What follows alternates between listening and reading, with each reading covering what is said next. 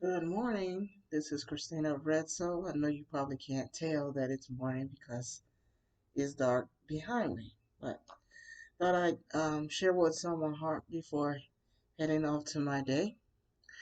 Uh, and then I'll do my podcast later on around lunchtime. But I want to go all into this how justice was served in this recent hoax with this Jussie Smollett person.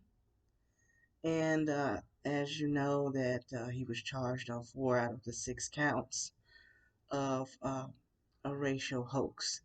And I'm glad the jury saw it that way because our nation is already divided. And some people said it started with, I think either the O.J. Simpson case and Trayvon Martin, um, when even the President of the United States, despite most people, over 90% voted for him. Yes, of course, majority were black, but he wouldn't have got in if it weren't for other racial groups, especially whites as well.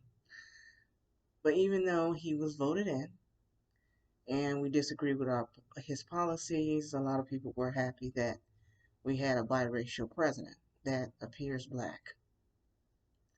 But yet, it's he ignited the fire when he said if I had a son, he looked like Trayvon. I don't know what that toxic tribalism comes from, why he would say something like that. But I guess, but he didn't make the country any better.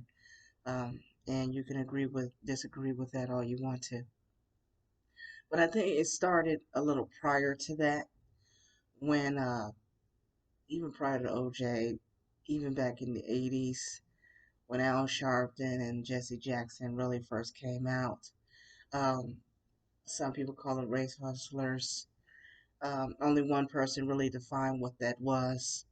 Um, in Poverty Pimps. But if you want to know more about it, I think some people like Jesse Lee Peterson has a book called Scale, and I'm sure there are others out there to look out for people like these to think they're benefiting Black Americans, but they really aren't.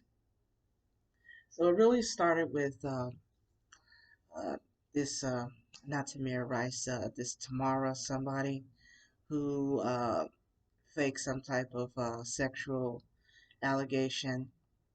The full story again is back when Al Sharpton really first started, and he looked totally different at that time. He was quite healthy. And then you had the hoax with the young lady that accused the lacrosse guys of sexually assaulting her. And then you had the Jenna Six situation. Anything to divide our country. Now, why this country even let certain groups, especially Black Americans, get away with this stuff. Um, and it really doesn't help because despite of the fact from, you know, um, and they let OJ go because, uh, people know how to play the system a little bit more than black people do. Okay. Even with the George Floyd situation, there was a reason why Derek Chauvin went to prison because they knew the outcome, even though it may have been wrong, knew the outcome how most Black Americans and even the Antifa thugs were going to act. So this is a bit comfortable just sitting in one spot. I'll be done shortly. And then you had the situation with Rodney King.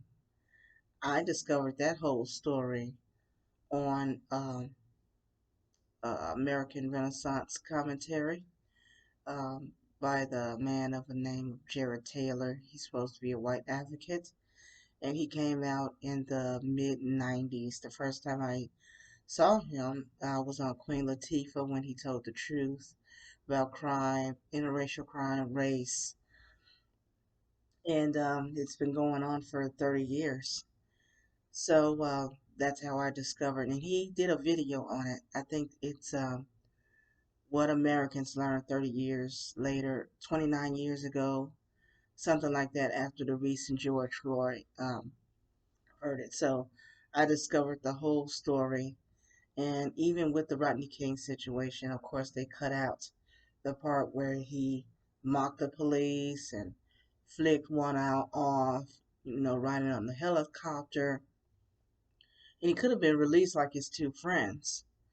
But, because of his drug condition, and he even said later on that he didn't believe it was about race at all, but yet riots throughout Los Angeles in 91. I believe I was like 14, 13, 14 at the time. And one of my mother's ex-boyfriends brought it up. And of course, being that young, I didn't fully understand. And my best friend, well, I was best friends with a white girl at the time. So he didn't really want to speak up uh, or say so much. I just overheard. Probably didn't think I heard him. Um, but he didn't want to say it loudly because my friend was there. So, but again, discovered that wasn't the whole story either. So, whenever you, or if anybody, there's a difference between, um, well, how can I phrase this? It's something my grandfather used to say. I didn't tell you the whole truth, but I didn't exactly lie to you either.